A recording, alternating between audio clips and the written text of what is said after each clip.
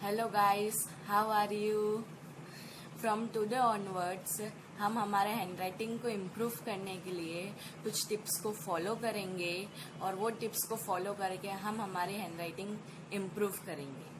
आज हमारा first session है जिसमें हम हैंडराइटिंग के बारे में कुछ जानेंगे।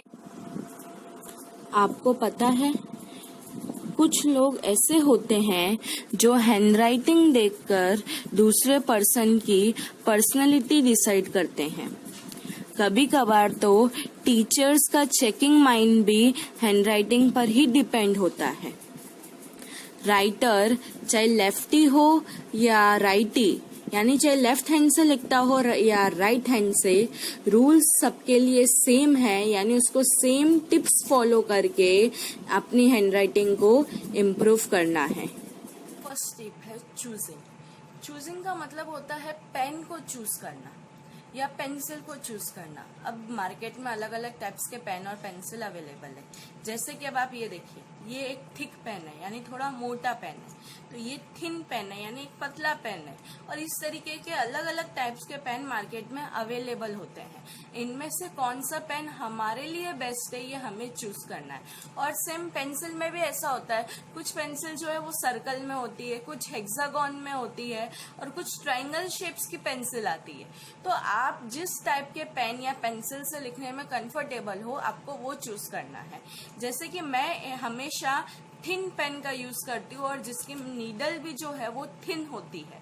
मुझे ऐसे पेन से लिखने में कंफर्टेबल रहता है और ऐसे पेन से मेरी राइटिंग भी अच्छी आती है। तो आप चूज कीजिए कि आपके किस टाइप के पेन से आपकी राइटिंग अच्छी है। अब आप देखिए, इनकी नीडल भी डिफरेंस है। जो थिन पेन होता है उसकी नीडल भी थिन होती है, जो थिक पेन होता है उसकी नीडल भी थिक होती है। मतलब नीडल, जो ये नीडल्स है ना, उसमें से भी फर्क पड़ता है। सो मैंने जैसे आपको बताया, मुझे इस टाइप के पेन पसंद आते हैं जिनकी नीडल थिन हो, तो मैं इससे कंफर्टेबल फील करती हूँ और इसी से लिखती हूँ।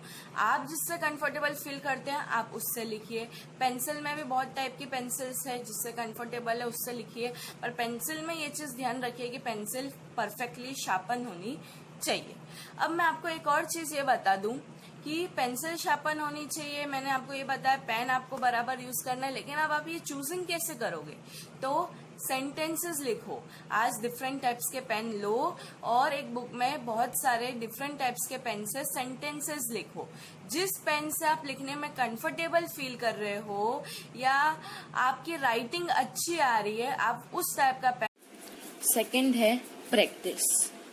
मैंने पहले भी कहा है कि हमें कोई भी चीज को इम्प्रूव करना हो तो प्रैक्टिस करनी बहुत जरूरी है, because practice makes a man perfect.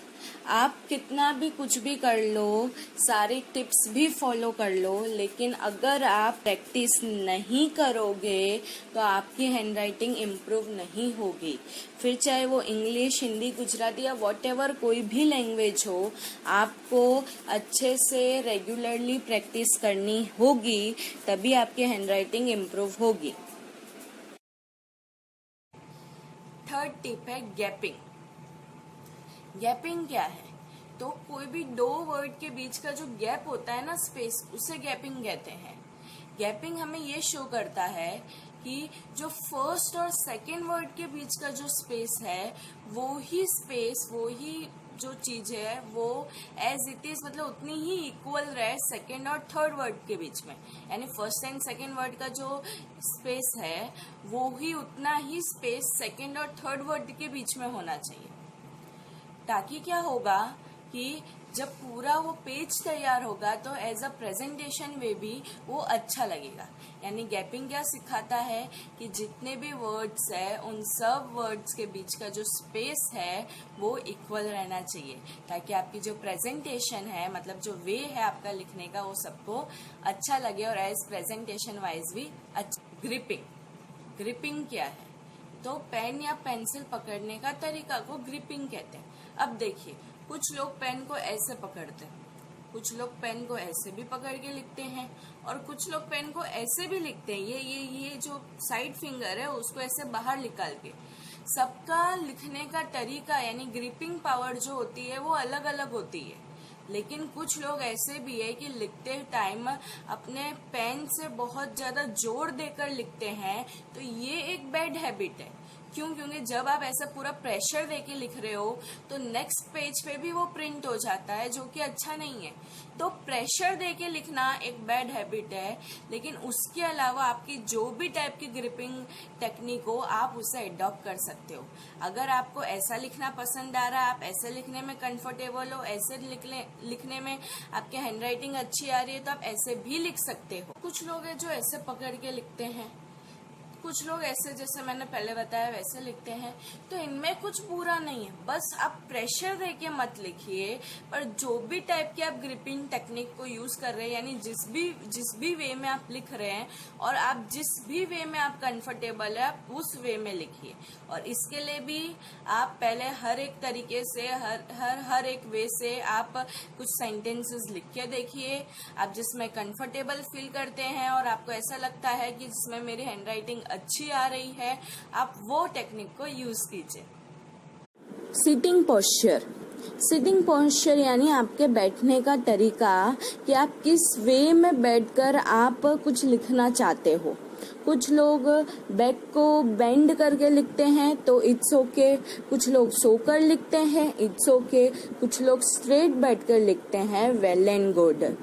ये आपके ऊपर डिपेंड करता है कि आपको कौन सा वे कंफर्टेबल है और कौन से वे में आपकी राइटिंग अच्छी आ रही है।